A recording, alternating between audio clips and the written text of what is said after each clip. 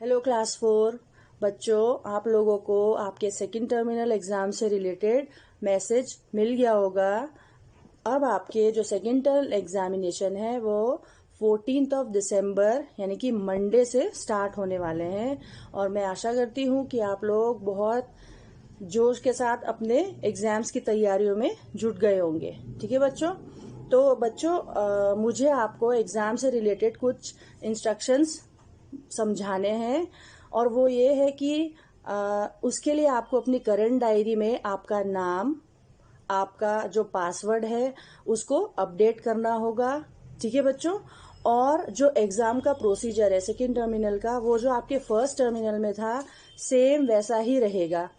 जिस तरह आपको एग्जाम कोड मिला था ठीक उसी तरह इस सेकेंड टर्मिनल में भी आपको 15 मिनट पहले एग्जाम स्टार्ट होने से कोड मिलेगा जिसमें क्वेश्चंस होंगे और ये आपको पढ़े भारत के थ्रू मिलेगा।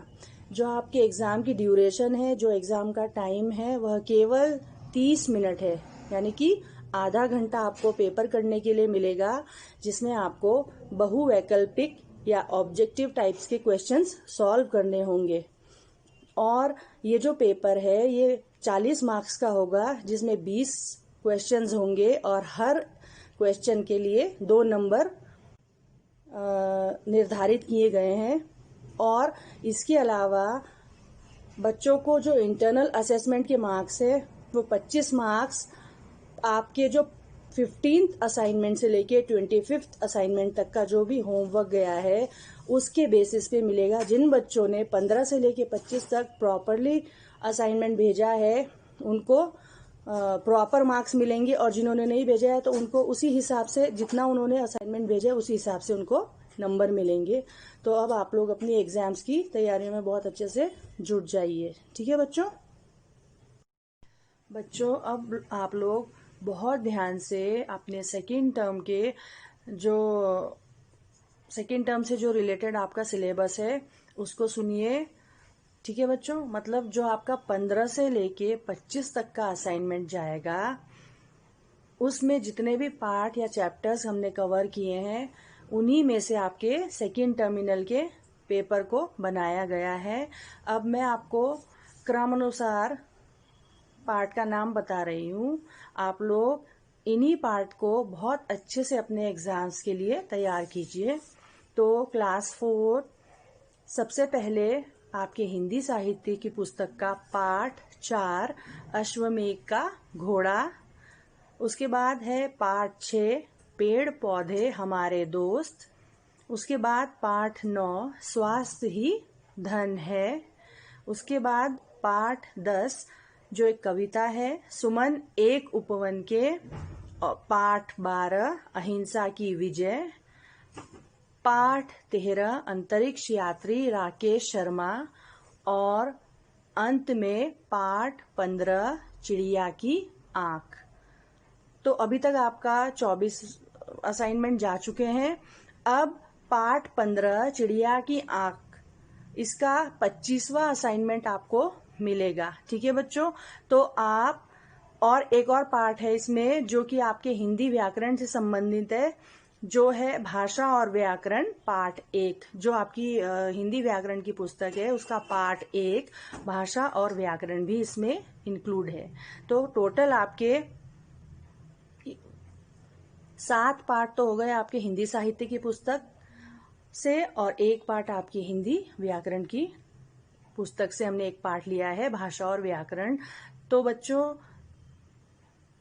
आपको ये 8 के 8 पाठों को बहुत अच्छे से तैयार करना है। ठीक है बच्चों, आप लोग बहुत अच्छे से अपने एग्जाम्स की तैयारियों में जुट जाइए। हेलो क्लास 4 बच्चों, आज मैं आपको आपकी हिंदी साहित्य की पुस्तक का पाठ 15 चिड़िया की आंख का वाचन करवाने जा रही हूँ। आप लोग अपनी हिंदी साहित्य की पुस्तक का पेज नंबर 85 निकालिए।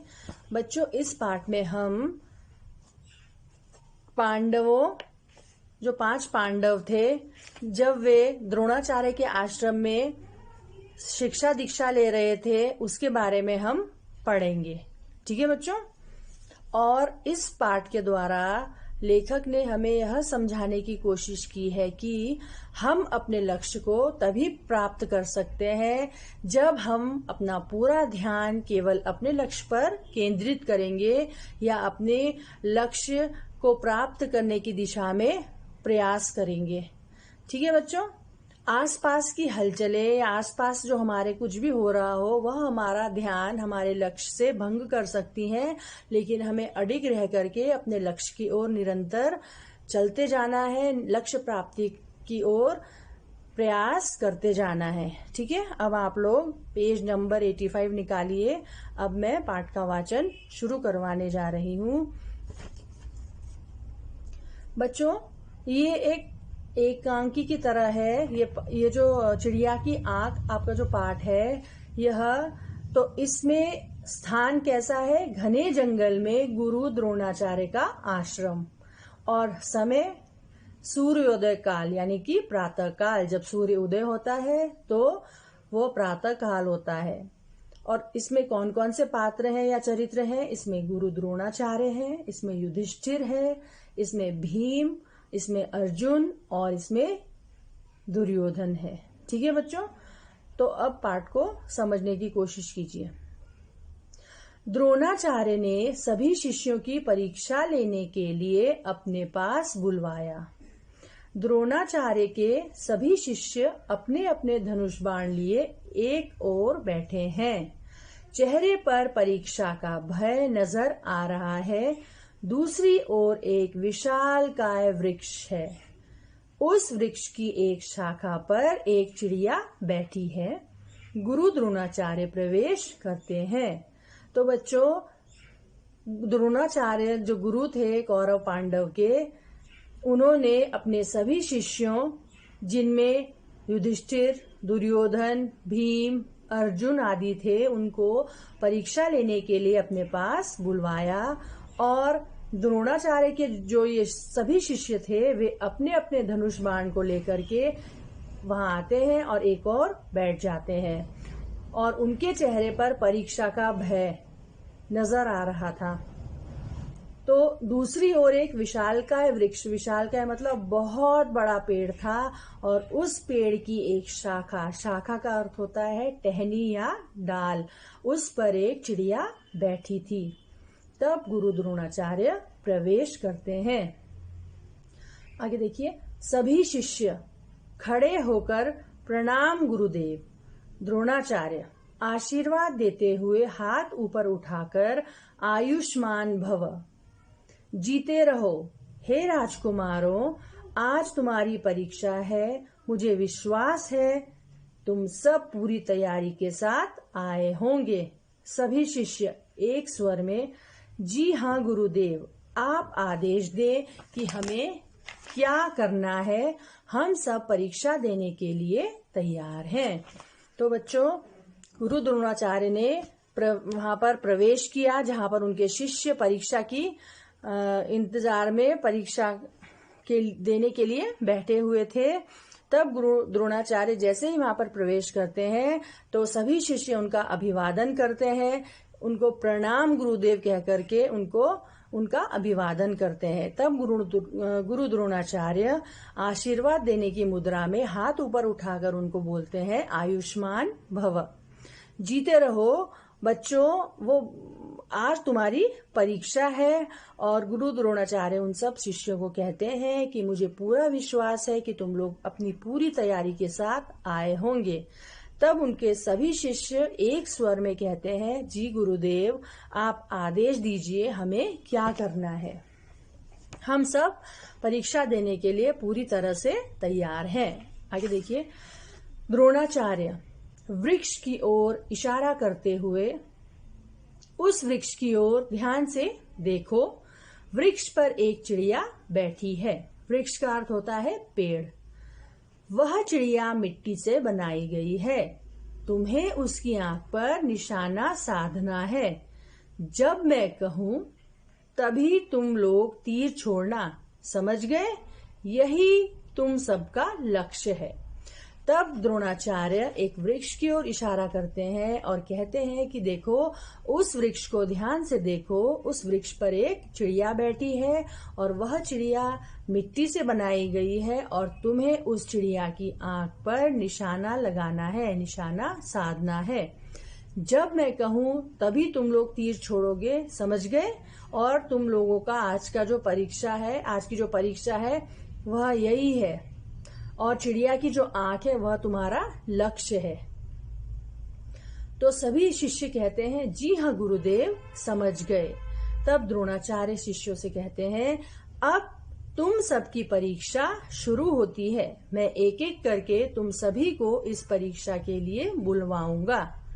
बाण चलाने से पहले मैं प्रत्येक शिष्य से कुछ प्रश्न पूछना चाहता हूँ।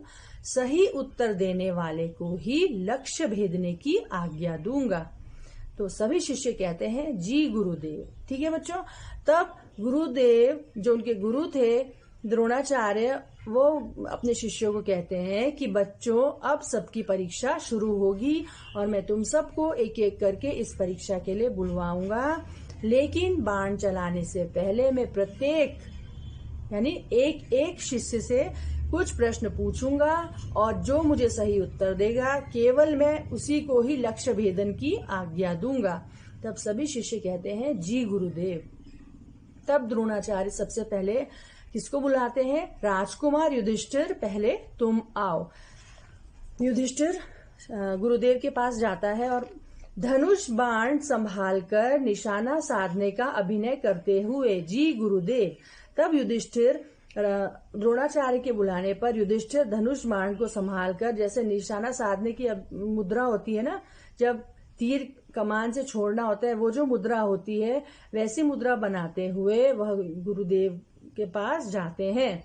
तब द्रोणाचार्य युधिष्ठिर से कहते हैं, युधिष्ठिर निशाना साध लिया तो बताओ तुम्हें क्या दिखाई दे रहा है? क्योंकि द्रोणाचार्य ने अपने शिष्य को ये बोला होता है कि जो मेरे प्रश्न का सही उत्तर देगा मैं उसी को ही लक्ष्य भेदन की आज्ञा दूंगा। तब द्रोणाचार्य ने सबसे पहले युधिष्ठिर को बुलाया और युधिष्ठिर को उन्होंने पूछा कि बताओ, उस पेड़ पर देखो, उस चिड़िया को देखो और तुम्हें ये बताओ कि तुम्हें क्या दिखाई देता है। तब युधिष्ठिर द्रोणाचार्य से कहते हैं कि गुरुदेव, मैं इस वृक्ष पर बैठी हुई चिड़िया को देख रहा हूँ। तो द्रोणाचार्य कहते हैं कि इसके अलावा भी कुछ दिखाई दे रहा है? तब युधिष्ठिर कहता है कि हाँ गुरुदेव, वृक्ष और आसमान दिखाई दे रहे हैं। तब द्रोणाचार्य कहते हैं ठीक है, तुम अभी रुक जाओ, अभी तीर मत चलाओ। तब युधिष्ठिर कहते हैं जो आज्ञा गुरुदेव। युधिष्ठिर अपने स्थान पर वापस चला जाता है। तो बच्चों, गुरुदेव द्रोणाचार्य ने सबसे पहले अपने शिष्यों में से युधिष्ठिर को बुलाया और पेड़ की ओर इशारा करते हुए कहा कि बेटा देखो, उस पेड़ पर एक चिड़िया है, तुम्हें और क्या दिखाई दे रहा है? तब युधिष्ठिर कहता है कि मुझे इस वृक्ष के अलावा और इस चिड़िया के अलावा आसमान भी दिखाई दे रहा है। तब द्रोणाचार्य कहते हैं कि ठीक है, अभी तुम रुको, अभी तीर मत चलाओ। तब युधिष्ठिर उनसे कहता है कि जो आज्ञा गुरुदेव, और अपने स्थान पर वो वापस चला जाता है। अब द्रोणाचार्य दुर्योधन को बुलाते हैं। दुर्योधन, तुम आओ, तुम्हारी बारी है। तब दुर्योधन कहता है गुरुदेव से कि गुरुदेव, मुझे पहले ही मालूम था कि युधिष्ठिर इस परीक्षा में कभी सफल नहीं हो सकता। इस परीक्षा में मेरे अतिरिक्त और कोई सफल हो ही नहीं सकता। अतिरिक्त का अर्थ होता है अलावा। ठीक है। तब जब द्रोणाचार्य दुर्योधन को बुलाते हैं तो वो बड़े गर्व से आता है और बोलता है कि मुझे तो पहले पता था गुरुदेव कि युधिष्ठिर तो इस परीक्षा में कभी सफल हो ही नहीं सकता। इस परीक्षा में मेरे अलावा और कोई सफल हो ही नहीं सकता। तो बच्चों, आज हम पाठ का वाचन इतना ही रखते हैं। अगले वीडियो में हम पाठ का वाचन पूरा करेंगे। आप लोग इस पाठ को बहुत अच्छे से पढ़िए, समझिए और वीडियो को देखिए। उसके बाद ही आप अपना गृह कार्य कीजिए। ठीक है बच्चों? और गृह कार्य टाइम से भेजिए और बहुत साफ और सुंदर लेख में भेजिए।